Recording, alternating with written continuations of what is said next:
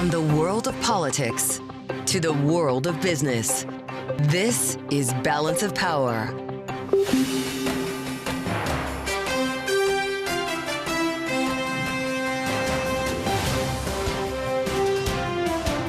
Live from Washington, D.C. From Bloomberg's worldwide headquarters in New York to our TV and radio audiences globally, welcome to Balance of Power. Alongside Kaylee Lyons, I'm Joe Matthew. Tonight, tariff whiplash. The White House granted a temporary reprieve from a Court of International Trade ruling that would have seen sweeping parts of President Trump's tariffs blocked. A federal appeals court saying the levies can stand for now while the appellate process plays out. You can assume that even if we lose, we will do it another way. And I can assure the American people that the Trump tariff agenda is alive, well, healthy, and will be implemented to protect you. We'll hear from Oregon State Attorney General, the lead plaintiff in the suit against the administration, on what he expects next in the legal battle. And former U.S. Trade Representative Ron Kirk joins to discuss the other options the administration is likely weighing while continuing to push for trade deals. Also tonight, just how much does the tariff setback change Congress's budget math as that one big beautiful bill makes its way through the Senate? We're joined by Republican Congresswoman Nicole Malliotakis for fresh reaction. Plus, the first one-on-one meeting between President Trump and Federal Reserve Chair Jerome Powell since Inauguration Day. The details of what was discussed and more up ahead. And as graduation ceremonies kick off on the Harvard campus, a federal judge in Boston taking steps to expand an order blocking the Trump administration's attempt to bar the university from enrolling foreign students. What the judge said and its impact later on in the program. We begin tonight, though, with the two big stories emanating from the White House. The first, a one-on-one meeting since Inauguration Day between the president and Jerome Powell, the Fed chair, and the legal back and forth regarding the president's tariff policies. We're going to get to both. For the latest now from the White House, we turn to Bloomberg's Skylar Woodhouse for the very latest on this. Skylar, what are we learning about this meeting today and what was said? This meeting was a long time coming. I mean, the president, since taking office in January, has sort of done multiple attacks to the Fed chair, which is kind of ironic given the president, initially nominated Powell way back when, all those years ago. But this meeting it's been a long time coming. The president basically told Powell that he disagreed with where rates stood, and Trump for a while now has been saying that rates need to come down. He's constantly sort of criticized Powell. His intelligence definitely has gone after him. But it was pretty interesting that they met today, the day after the court ruled that Trump's tariffs were not legal. So it was very interesting, the timing between the meeting and the tariff ruling.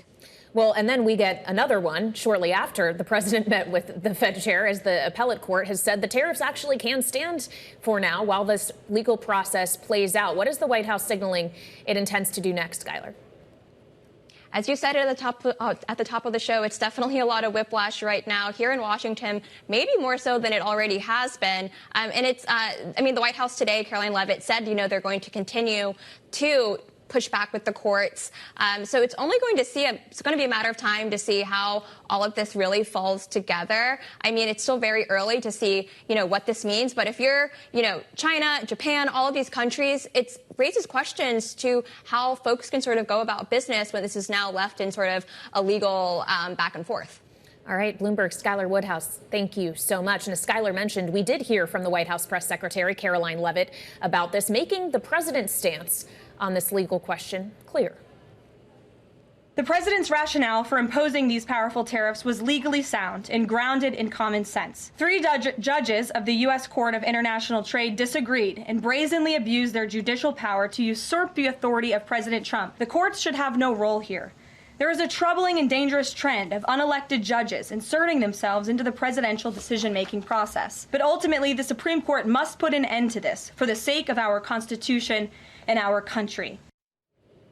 The administration is expecting a full defense before the Supreme Court, and our next guest will have a pivotal role in what happens next. Joining us now is Dan Rayfield, Oregon's Attorney General, who is leading the multi-state lawsuit against the administration when it comes to these tariffs. Mr. Attorney General, we appreciate your time. Given that the appeals court has said these tariffs can stay in effect for now, I wonder if that is a decision you were braced for and what you're assuming comes next in this appellate process, how quickly it will move from here. Absolutely. And the first thing that I would say is you have a bipartisan panel of judges that have emphatically ruled that the president has misused emergency power. As that goes through the court system, when you go up to the appellate court, the federal circuit in Washington, D.C., it's pretty normal to have an administrative stay to give the appellate court the time it needs to fully and properly consider the case before it. We're just as confident as we were heading into, the lower court, the Court of International Trade, as we are moving into the federal circuit. Interesting to hear from the press secretary today saying there is a troubling and dangerous trend of unelected judges inserting themselves into the presidential decision-making process, unelected being the key word there. How would you respond? My first response is it's actually more troubling and unsettling to have a president of the United States attacking an independent judiciary. That is a hallmark, an absolute hallmark of a functional democracy. And it doesn't matter whether you're a Democrat or Republican. It is important. And what the president forgets is what he learned in grade school about co-equal branches of government. And it is incredibly ironic that one of these judges was actually appointed by President Trump. One of the other judges was a Reagan appointee. So you have 2 out of the 3 appointed by Republican judges. But again, none of that should matter. This is a bipartisan group that are trying to follow the law and believing in the role of our Constitution and the laws that Congress passed. Well, of course, there are also 9 justices who play a role in that 1/3 branch of government as we consider what they may do if this indeed escalates all the way to the Supreme Court. Are you looking here for a decision specifically on just the reciprocal tariffs and the fentanyl-related tariffs the president has imposed? Or could this case ultimately fundamentally change the authority of IEEPA, or at least our modern understanding of what that authority entails? Well, it's not going to fundamentally change anything because the president didn't have that power before, and he's not going to have it after. So it doesn't really change anything. The president can administer tariffs under Title 19, and every other president has done so. This is the first president in the United States history that has tried to misuse an emergency power to set tariffs. And why this is so darn important, and what should enrage people about what happened last week, is they came in, the president's attorneys, and said, no matter what we do on this emergency order, you can't review it. No matter what we do in terms of the amount of tariffs, we could tax maple syrup at 1,000%. That gets passed on to consumers, and you can't review it. That's problematic. That goes against the foundations and the hallmark of our democracy, and that's why this is so important. These tariffs are an impact on all of us as consumers. Economists show $3,800 a year for average households. Who can afford that? We're talking about small businesses that are getting the increases. In states like Oregon, we've lost $722 million, I believe, in a revenue forecast tied to the uncertainty with tariffs. That means less money for our schools, less money for health care. That's why this is so darn important. Mr. Attorney General, a lot of our listeners and viewers, I would argue most, never heard of this federal trade court before the news broke last evening. Can you help us understand from your view, is this about whether we have a national emergency or whether the president is overreaching on those grounds? It's whether the president is overreaching on those grounds. So the president declared a national emergency with the balance of trade in one of the executive orders. The then question then becomes, what powers does that grant you? IEEPA is a secondary law that grants the president certain powers if he meets certain criteria. Under this circumstance, the ruling from this panel of expert judges, remember, these are judges that are schooled. It's a specialty court. They're schooled in the laws of trade here in the United States. They said there is Title 19 law that Congress has written specifically for trade deficits. It's actually a law that Trump used in the past, but Trump doesn't like this law because it has safeguards for our economy. Things like how high the tariffs can be, things about the length of the tariffs. And so he was trying to creatively skirt this law because he didn't want to use it, which is why he's the only president in our history to try and use an emergency power to assert tariffs. So it's really how he's using this emergency to get access to powers that were never intended for this purpose. It's great to have you with us, sir. Dan Rayfield, Oregon's Attorney General. Thank you for being here on Bloomberg TV and radio. If the president's tariffs were to be nullified, it could result in the loss of billions of dollars in revenue and worsen the deficit. Congress counted on many of those billions in revenue when drafting the big, beautiful bill the president talks about that included many things, massive spending cuts for nationwide programs, including Medicare and Medicaid. For more on the congressional response, We turn now to Republican Congresswoman Nicole Malliotakis of New York, who is live with us here at Bloomberg's worldwide headquarters in New York. It's great to have you with us, Congresswoman. When you hear a conversation, and you just listened in on our talk with the Attorney General from Oregon like this, do you fear that the revenue from tariffs will go away? Look, obviously the revenue is pretty important. It wasn't really taken into account when drafting the big, beautiful bill, because we were looking more at tax revenue and some other savings that were offset by cuts that were made and reforms that were made. But what I will say is that it is incredibly important that as we look toward the budget, as we look toward the appropriations process, just like any business would, that you need some type of certainty, you need some type of predictability, and we do not have any of that right now. So I think it is difficult, not just for businesses right now to make certain decisions as this plays out in court, but it is also problematic, I think, for Congress moving forward.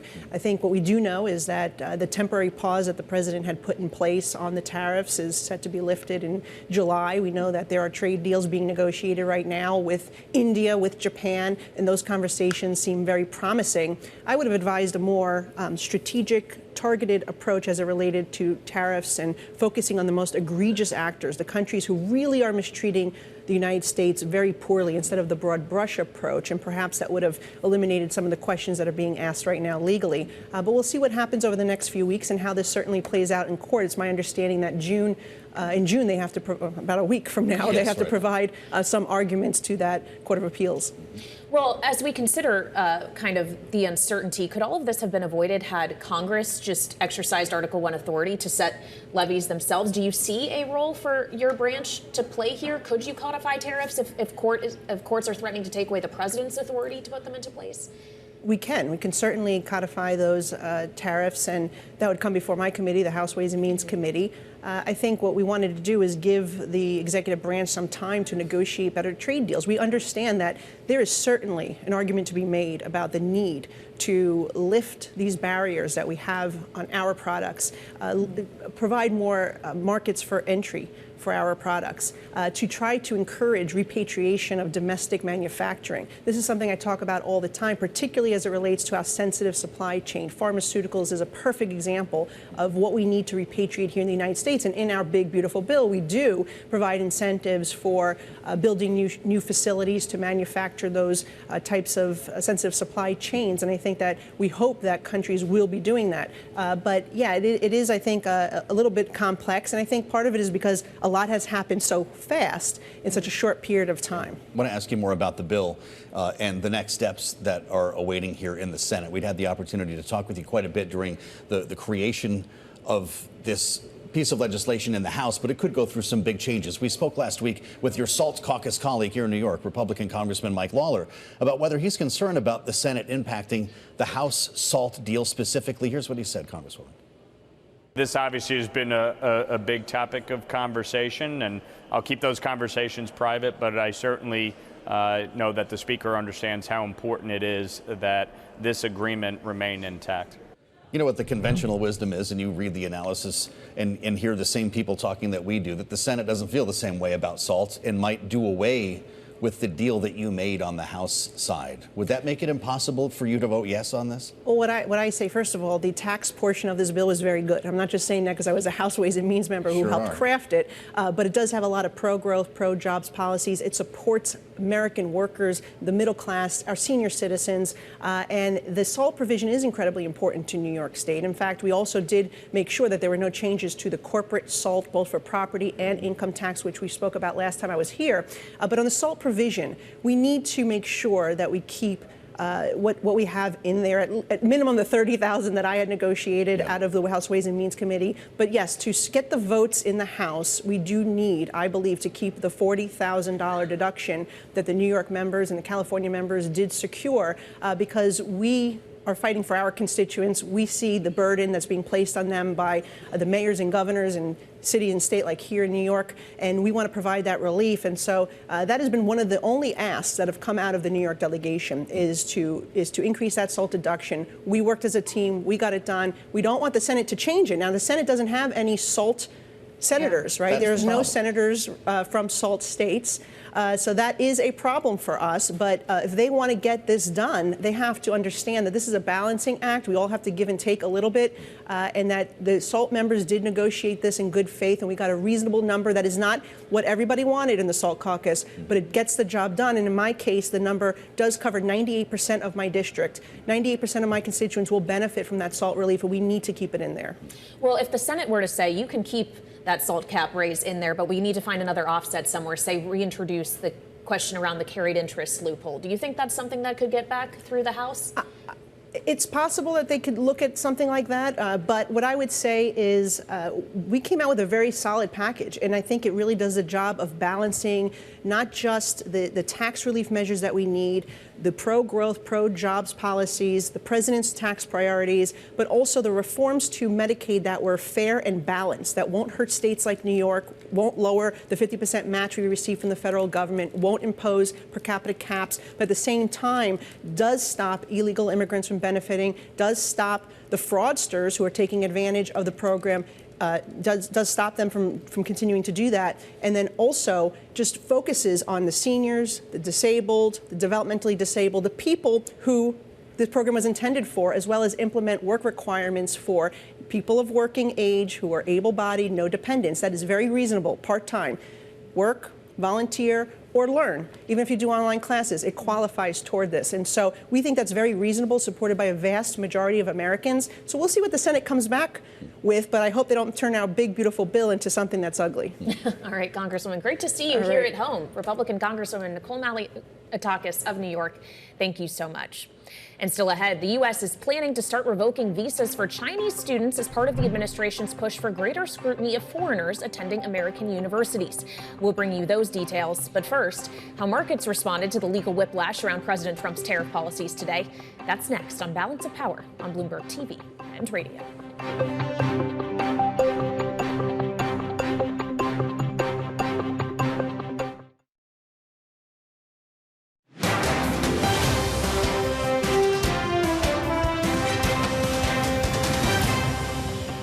The tariff levels that we had yesterday are probably going to be the tariff levels that we have tomorrow, because there are so many different authorities that the administration can reach into and put it back together. That authority to raise and escalate, it might be a little bit sort of slower moving, but it's still there, right? And these negotiations are always going to take a considerable amount of time. That was Michael Zizas, global head of fixed income research at Morgan Stanley, earlier today on Bloomberg Surveillance. As the markets saw an early rally fade, the uncertainty around the president's tariff policies growing, closing relatively unchanged despite all the legal whiplash that happened. And joining us now for more here on Bloomberg TV and radio, live in New York, is Bloomberg's Romaine Bostick, co-host of The Close. So, Romaine, great to have you here in the financial capital of the world, the real capital of America. All right, we can leave that debate for later. But of course, there was a lot of intersection between our capital and your capital today. Yeah, and we came into this morning, and it looked like we had a pretty strong rally on our hands. Remember, you had some great earnings last night out of NVIDIA, and then you had what I think a lot of people thought was maybe a big break in this whole tariff trade war dust-up, a potential pause on some of those Trump tariffs. Of course, by the end of the day, all that came unraveled, and that really gets to the idea, I think, of what Michael Zizas was talking about, what a lot of folks over at Goldman, JP Morgan, and Comerica were also talking about, the idea that it ain't over until it's over. And I don't know if you have this chart that kind of shows you where we've gone with tariffs. We came into this year, and you know this, the average tariff rate across the board is roughly about 2% coming into this administration. By April Liberation Day, that had spiked to above 25%. With that ruling we got overnight, that took it back down to 6%. And then, I don't know, a couple hours ago, I've lost track of timing, you had an appeals court ruling that basically put that on pause. And now we're kind of back up somewhere in that 20 to 30% range. Wow, that was quite the walk, Romaine. So just quickly, is the only way for the investor to make money by trading volatility until further notice? I think everything that investors have told us that the only way to make money right now is to not trade at all. Wow. To not trade these individual movements, but to look more at the structural, the long-term things, export controls, AI, these big structural things that even if there are tariffs or there aren't tariffs, there will still, at least in their view, be a trade to be had. Thanks for sharing your desk and having us in the Absolutely, anytime, man. I wiped it down for you. Romaine, Bostick, thank you so much. The U.S. is planning, as we've told you, to start aggressively revoking visas for Chinese students. Secretary of State Marco Rubio said escalating the Trump administration's now push for greater scrutiny of foreigners attending American universities. Earlier today, Bloomberg's Haslinda Amin sat down with Republican Congressman John Molinar of Michigan, chair of the House China Select Committee, where they discussed this student visa announcement. This is a concern, and I'm confident Secretary Rubio will bring it to a good place where we can vet students, get the ones who really want to receive a great education, participate in a constructive way, but not have nefarious intent or be leveraged by the Chinese Communist Party. With details now, we turn to Bloomberg's Nick Wadhams reporting from our Washington bureau. Nick, does the administration have the legal standing to do this? Well, I mean, according to them, they do. They say that the law gives them the authority to essentially grant or revoke any visa they want, if they deem it to be a sufficient threat to U.S. national security. Courts have challenged that as the U.S. has tried to revoke the visas of folks like that Tufts graduate student who wrote an op-ed that was critical of the Israeli campaign in Gaza. So certainly would almost certainly face a legal challenge once Secretary Rubio does this. But I think what you're seeing really is more, this is a shot across the bow more than anything else. It's gonna put a lot of pressure. And if you're a Chinese student looking to study abroad, maybe you think twice about coming to the United States.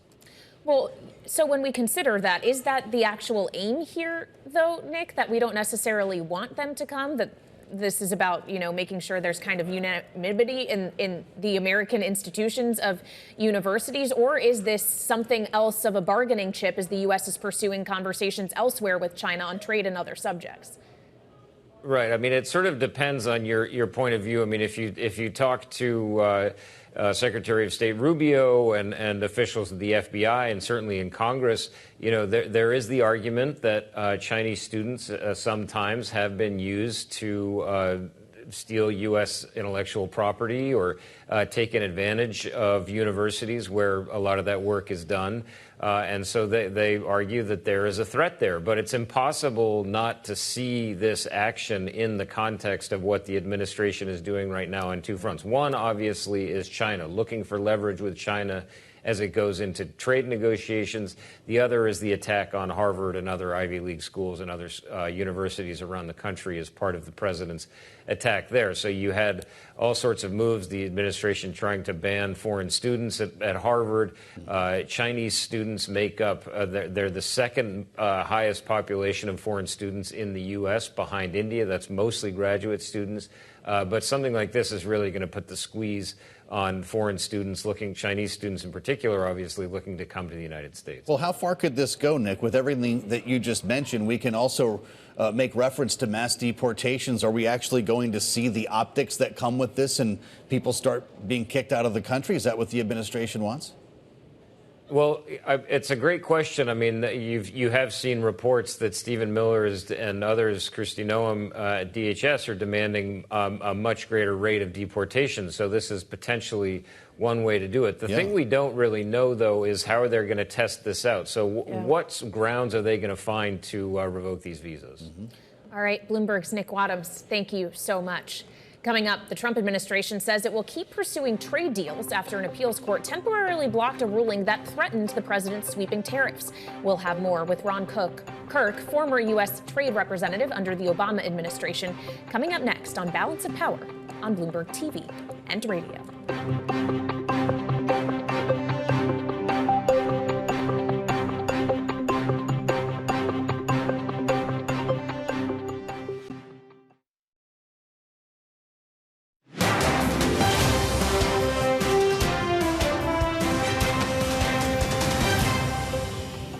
Obviously, the revenue is pretty important. It wasn't really taken into account when drafting the big, beautiful bill because we were looking more at tax revenue and some other savings that were offset by cuts that were made and reforms that were made. But what I will say is that it is incredibly important that as we look toward the budget, as we look toward the appropriations, process, just like any business would, that you need some type of certainty, you need some type of predictability, and we do not have any of that right now. That was Republican Congresswoman Nicole Malliotakis of New York earlier this hour here on Balance of Power, discussing the potential lost revenue that might occur if a court eventually does block President Trump's global tariffs. Obviously, she says it didn't factor in, but we want to get some more analysis now on Bloomberg TV and radio with the data and the details, and turn to Ernie Tedeschi, Director of Economics at the Budget Lab at Yale University. Ernie, we appreciate you being here. The Congresswoman obviously argued that according to the CBO score, which is true, tariffs didn't factor in. But this administration has long been making the argument you can't look at tax policy in a vacuum because you have to consider all the revenue we're going to get from these levies. When we look at the dollar figure impact, if the levies that are in place now cannot stand for much longer, what will that do to all that revenue generation? So this court case is basically the equivalent of a $2 trillion cut to tariff revenue. We projected that tariffs would have raised $2.7 trillion 48 hours ago had they stayed in place for 10 years. But if you take away the IEEPA tariffs that were struck down, that's only $700 billion over 10 years. And it's even less than that if you account for dynamic economic effects, which obviously the White House likes to do on the positive side when it comes to tax cuts. That was, I presume, on the assumption that all of the reciprocal tariffs that the president has put forth were in fact put into place. Ernie, have you also factored in the potential for the 10% baseline tariffs, if they can be justified as a consistent revenue raiser? What would that mean for money?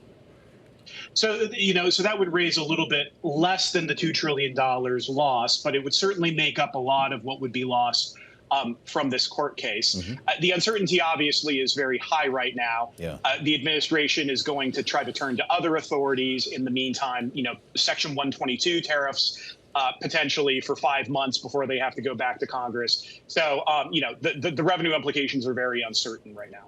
What about the idea that because of the tariffs or the threat of them, we are seeing actual import dynamics change? And if there's not actually as much coming in, there's less to tax, whatever those tax rates are or whatever authority, Ernie. How should we be considering the volume part of this equation? Yeah, no, it's a great question. So we have tried to factor in modeled reductions in imports, particularly from China, into our revenue calculations. But look, economic models are imperfect. They don't fully take into account uncertainty effects on consumption and investment. So I'll be the first one to tell you that if tariffs are going to be economically damaging, then the damage that we project is probably too little damage, right, relative to reality. They would probably be worse than what we affect. And the other thing I would add, too, is that we know that there is front running of tariffs happening. We saw the surge in durables consumption back in December. We saw a little bit of it in April as well. So clearly, consumers and businesses are being flexible in timing certain purchases around these tariffs. Well, we learned about a couple of caveats, a few exceptions that the administration has here today. And you must be chuckling, Ernie. Everybody's an expert at the cocktail party tonight about Section 122 and Section 232. But OK, so now that we know what these are, let's say those were to remain in place in isolation. How much revenue do we have then? Yeah, so probably, let's say that so we have the $700 billion from the 232. Let's say that they go through with a 10% universal tariff on everyone. So then we probably get more like $1.5 trillion to $2 trillion over 10 years, rather than the 2.7 that we originally projected. So look, that is meaningful revenue. That's also a meaningful headwind on the American economy. But now we're falling even further short of the added of the lost revenue from the reconciliation bill that they are considering in Congress right now. I'd like to ask you about something else that Congress might have to consider in short order, which is rescissions being formalized by the work of the Department of Government Efficiency, knowing that Elon Musk bid his formal farewell, if you will, to his role as a special government employee last night. He says the work of DOGE will continue. According to the White House, it'll be continued by the president and cabinet secretaries. But is there a score of what Elon Musk was actually able to accomplish in his roughly 130 days on this job? Because he came in promising big cuts, $2 trillion. Did we get anywhere close?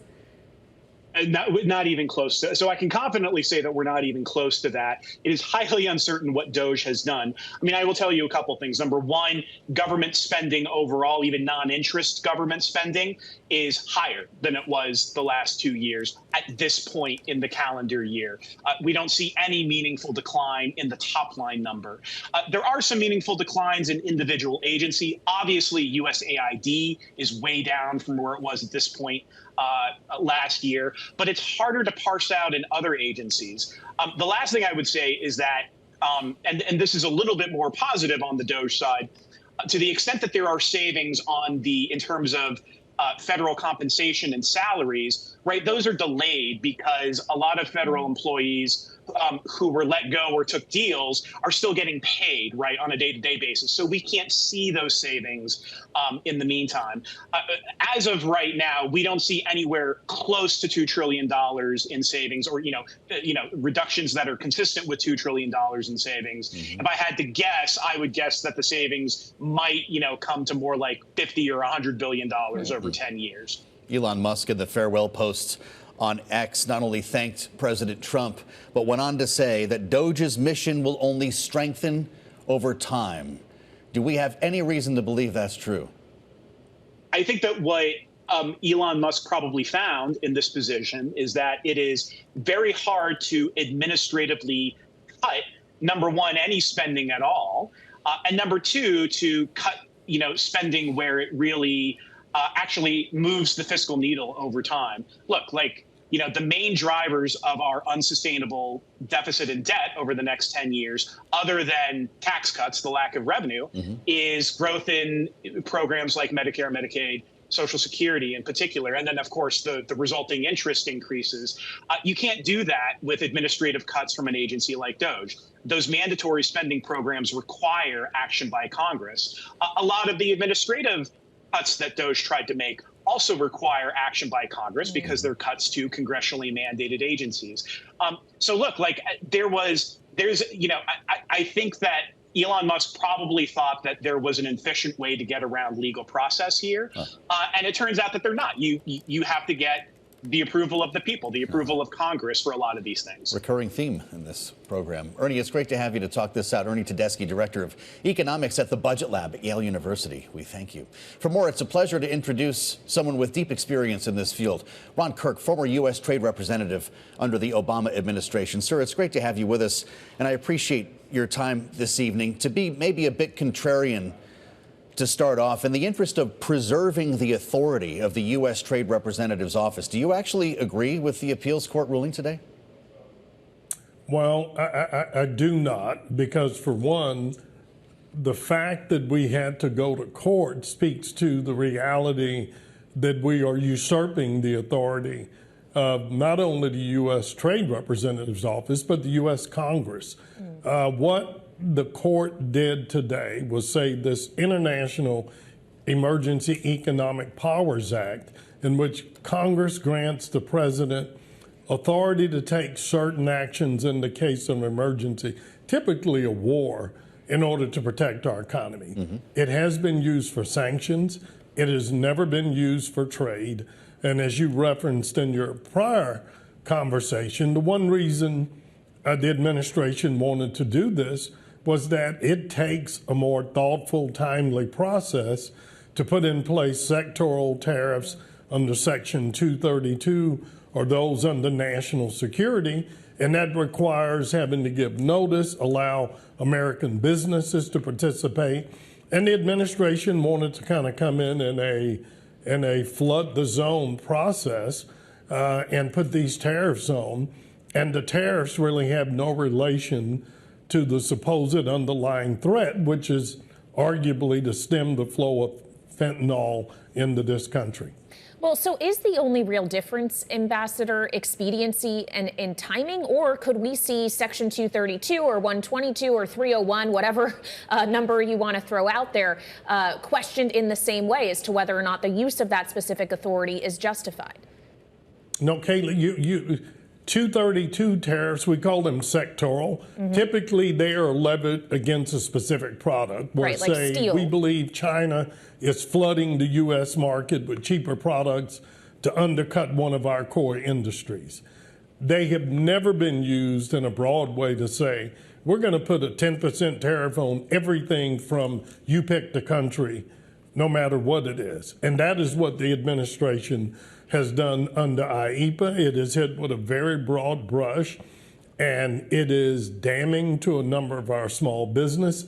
It's damning to a number of our American manufacturers who make goods here in America, but they're still dependent on inputs from the global supply chain. So that's the issue. Now, whether the appellate court and the Supreme Court will ultimately rule that they agree with the decision of the Court of International Trade that this was an overreach is still up in the air. It is up in the air, and the administration is leaning into its case, of course. We heard about it from Peter Navarro. The White House senior counselor for trade and manufacturing had this to say about the appeals court making this ruling against President Trump's global tariffs. We will fight this all the way up the chain, and in the meantime, this did not catch us by surprise.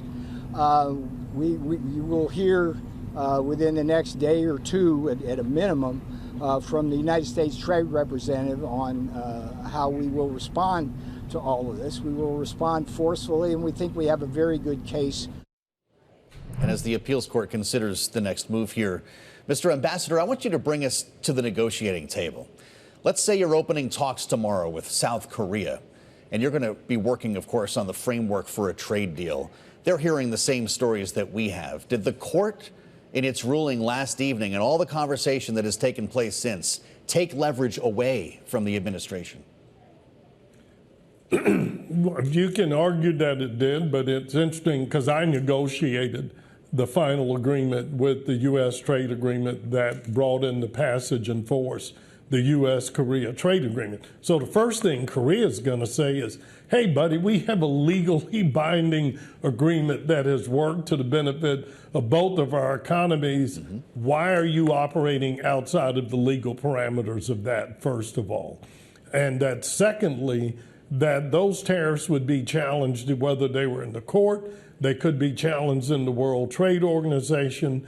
But the first thing any country with whom we have a trade agreement is going to rely on is that they will make the argument we are in violation of a legally entered treaty between our two countries. I don't know how much relief they're going to take from this court ruling because many of them believe that the U.S. is operating outside the bounds of recognized trade law to begin with. Well, and of course, the U.S. says that this is not just about the level of tariffs, that they also want to address non-tariff barriers when it comes to trading partners like China or for the European Union, where this seems to be a particular sticking point. How do you expect those conversations around issues like digital services taxes or the value-added tax will progress from here? Is that actually something that the U.S. can get concessions on from any trading partner? Well, it is something historically we have worked out in partnership with the EU and Europe are very different. The European Union and the United States, up until this administration, have had a regular engagement to confront and deal with these issues like non-tariff barriers. But the biggest challenge we have now that I'm hearing from our countries around the world, particularly our allies, we don't know what to expect from this administration.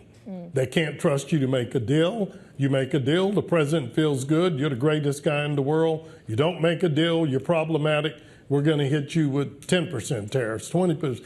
The biggest challenge we have now is our reputational hit that we have taken to the truth, to the ability of our allies around the world to rely on the United States to make a deal and stand by it, leaves them in a period of uncertainty in which they not only don't understand how to deal with us, but they are actively looking for more reliable trade partners. And I can't help but, I listened to your previous conversation. I just have to note, in terms of the reliance on tariffs, to tell the American public, we're going to give you this wonderful tax cut, but we're going to replace it with revenue from tariffs that are much more regressive and hit middle class and working class families.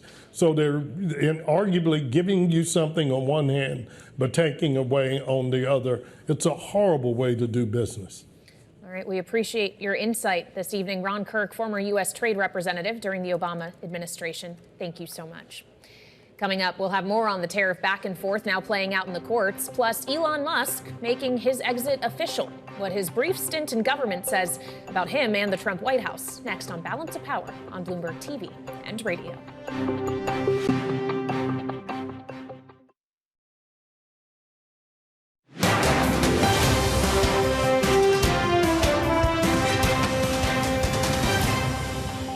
Reciprocal. That means they do it to us and we do it to them. For years, hardworking American citizens were forced to sit on the sidelines as other nations got rich and powerful, much of it at our expense. But now it's our turn to prosper, and in so doing, use trillions and trillions of dollars to reduce our taxes and pay down our national debt, and it'll all happen very quickly. That was President Trump on April 2nd, what he declared Liberation Day, announcing reciprocal tariffs on global trading partners around the world. And now, 57 days later, his grounds in doing so are in question, with the U.S. Trade Court ruling that he overstepped emergency authority. But an appeals court is allowing the tariffs to stand for now while the appellate process plays out. That, of course, and the first Trump-Powell one-on-one of the second term are top stories tonight that we want to get into now here on Balance of Power on Bloomberg TV and radio with this evening's political panel. Chapin Fay is with us, founder of Lighthouse Public Affairs and Republican strategist, alongside Democratic strategist Aisha Mills, founder and CEO of Community Asset Management. They are both on set with us here at our global headquarters in New York today. It's good to see both of you. We obviously have a long way to go in this legal battle, Chapin, but the White House basically has said that the judge's ruling yesterday was judicial overreach. Is it judicial overreach, or is this presidential overreach, using authorities that he does not have? Well, it depends on what branch of government you work for, right? I mean, welcome to the American Constitutional Republic, where the executive branch is going to try and do something, and the judicial branch is going to have oversight. I think this is actually the system working. Sorry about that. I think this is the system working, right? I mean, if you're worried about Trump overreach and federal overreach, that's what the courts are there for. And the president's job is to try and execute his agenda. And when the court shuts him down or sends him another direction, he's got to come up with a new plan, right? So while it is a little chaotic now, it may have effect on what the president is trying to do. I think this is the system working, right? The judicial branch is co-equal, and they're going to have their say. Well, granted, the judicial branch is doing its job. The court's doing its job in this case. But if it were the system working, wouldn't Congress be involved in this too? Well, here's the real question. What exactly is Trump trying to do? I think, Chapin, you just alluded to that a little bit. These tariffs, this whole thing that we're watching play out right now is a lot of political theater and not a lot of impact. There's not real sound economic theory around how these tariffs are actually going to benefit Americans and bring back American jobs. In fact, we know that they don't, and they didn't the last time that he tried to do this. And so I think that we get caught up in the back and forth of Trump creating a big spectacle and now having a fight with the courts and undermining Congress and all these things. But if we really want to have an economic impact conversation, we should talk about why he's actually doing this, because there's all the proof in the world that shows that these tariffs aren't actually going to reshore jobs and bring jobs home. They're also not going to boost the average worker or the average American's pocketbook. And in fact, it's probably going to hurt us. Well, but he also says it's not just about those things that they want to pursue. It's about getting money in the Treasury's coffers, especially when you're also trying to cut taxes, Chapin. How much does this endanger his policy? As the White House has been arguing, you can't just view tariffs or taxes in a vacuum. You have to think about these two things working in tandem.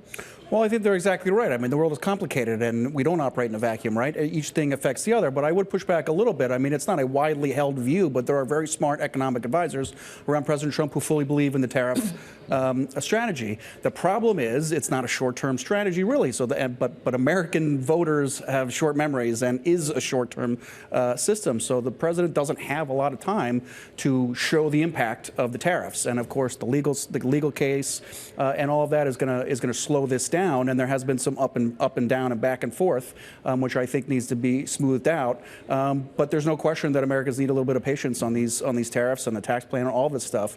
But I am confident the president and his advisors have a holistic plan here. They have an agenda. They were elected with somewhat of a mandate, and they're trying to get it done. Right? Well, the line has moved a bit on justifying the tariffs, and it depends who did an interview last. Was it Lutnick Melnick, Bessent, or Navarro. You mentioned reshoring. That's one of them. Zeroing out our trade imbalance is another.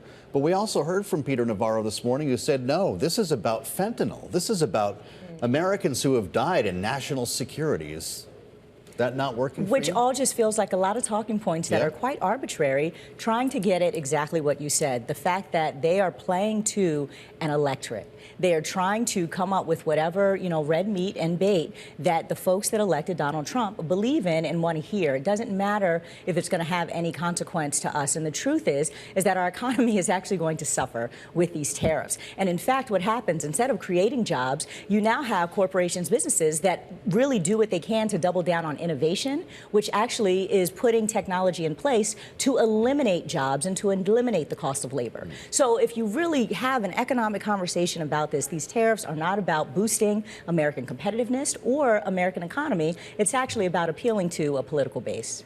Well, Joe just mentioned a bunch of characters in the administration. We know that they don't all agree. Elon Musk was arguing against tariffs as he was doing his work on the Doge. But Aisha, that time is now over. He's leaving his role as a special government employee, going back to focus on his businesses. Did Democrats just lose their favorite foil?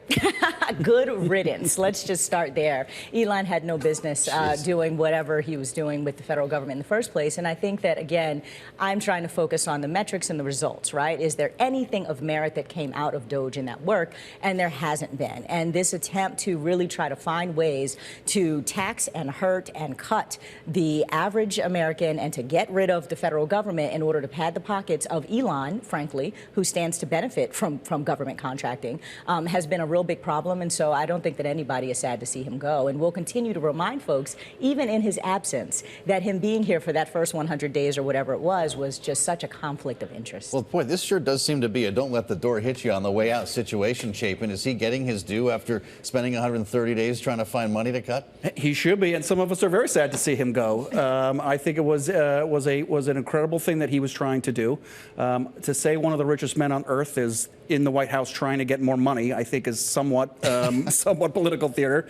And again, President Trump inspires some emotions in his opponents, and everything has to be disagreed with, right? I mean, now Democrats are opposed to cutting waste, fraud, and abuse in the government, which I think is a new thing, even for the left, right? Yeah, right. So I think he did achieve some things. I have very little confidence that his ending statement of hoping this becomes a way of life in government, I have zero confidence that it will become a way of life in any government, even when Republicans, if Republicans keep in power, because it's just not how the government is set up to work. So he had a very uphill battle. I think he fought it very well, knowing he was going to suffer financially, his companies were going to suffer, and now he has to go back and right those ships and provide value for his shareholders. And there was no waste, fraud, or abuse that came of any of this.